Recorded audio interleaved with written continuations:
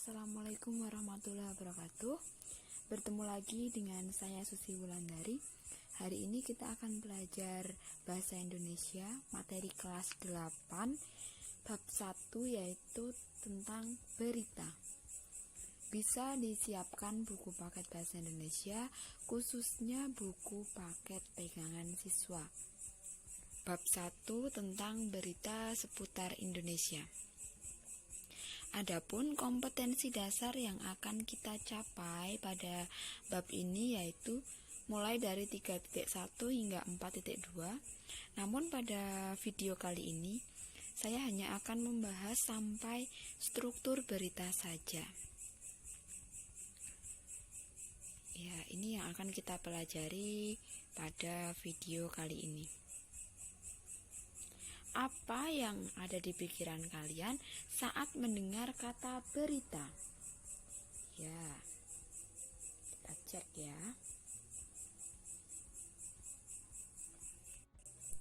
Berita adalah teks yang berisi informasi atau kejadian penting yang telah atau sedang terjadi dan disajikan melalui media cetak ataupun elektronik. Jadi sebuah berita itu bisa dimuat melalui koran atau majalah. Bisa juga kita sering mendengar berita pada radio, atau kita melihat berita itu melalui televisi. Dan yang sekarang ini sedang gencar atau booming itu berita yang beredar pada internet. Selanjutnya kita akan belajar tentang apa saja unsur-unsur yang terdapat dalam sebuah berita. Ya, ini unsur-unsurnya. Unsur berita itu 5W plus 1H. Kalau dalam bahasa Inggris itu ada what, where, who, when, why, dan who. Dalam bahasa Indonesianya apa, di mana, siapa, kapan, mengapa, dan bagaimana. Untuk lebih mudahnya, kita dapat memberi singkatan adiksimba gitu. Oke, setelah belajar unsur, sekarang kita masuk ke materi ciri teks berita. Apa saja ciri-cirinya? Yang pertama, berita itu memiliki ciri faktual atau sesuai fakta. Ayo, siapa yang tahu maksud dari faktual atau sesuai fakta?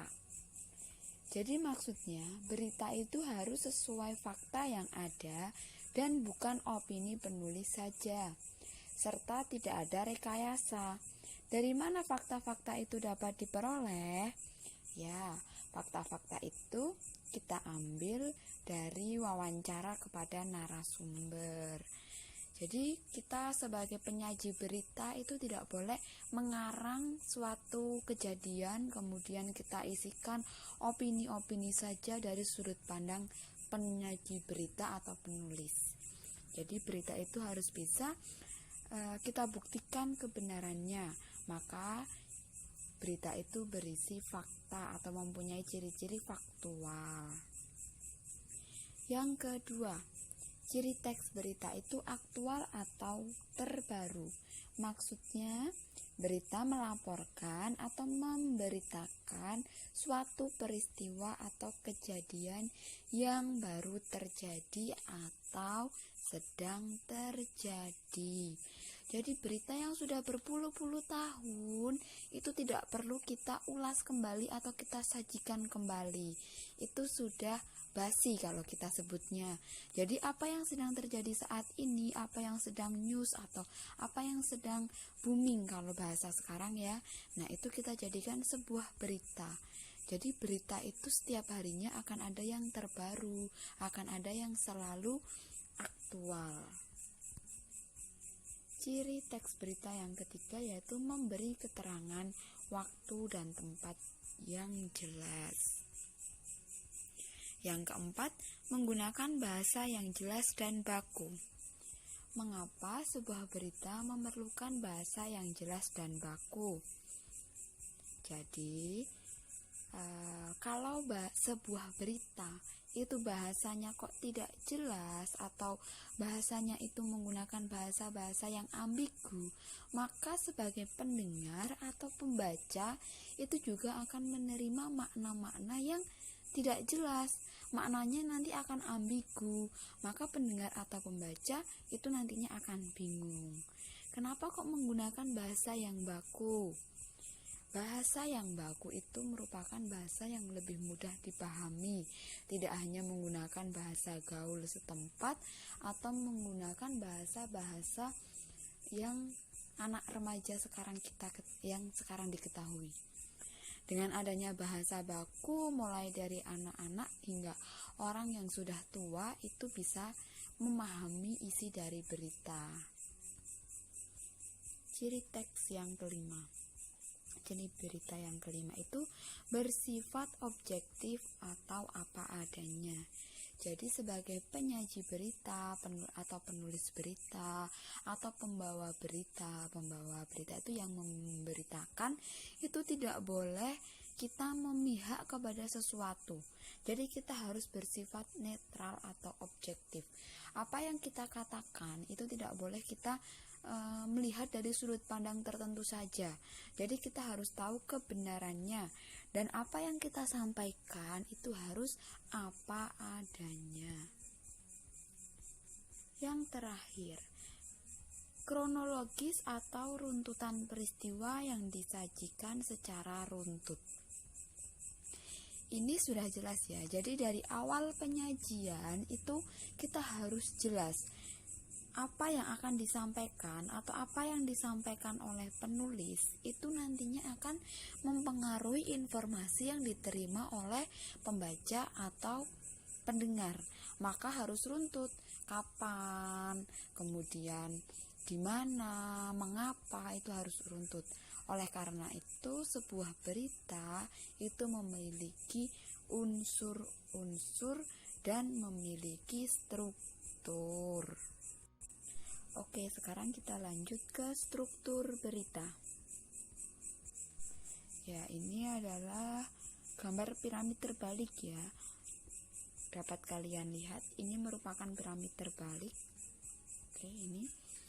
Yang pertama strukturnya adalah judul berita. Setelah judul berita, kita dapat lihat bersama, itu ada kepala berita atau sering disebut dengan lead, atau lebih sering lagi kalian mendengar teras berita. Biasanya ini terdapat pada paragraf-paragraf awal. Adanya kepala berita itu berarti sudah mencakup semua isi berita. Atau dapat dikatakan kalau kita membaca kepala berita, maka kita sudah tahu apa ulasan berita yang ada dalam sebuah teks itu. Kemudian tubuh berita. Tubuh berita itu masih berisi fakta-fakta yang disampaikan.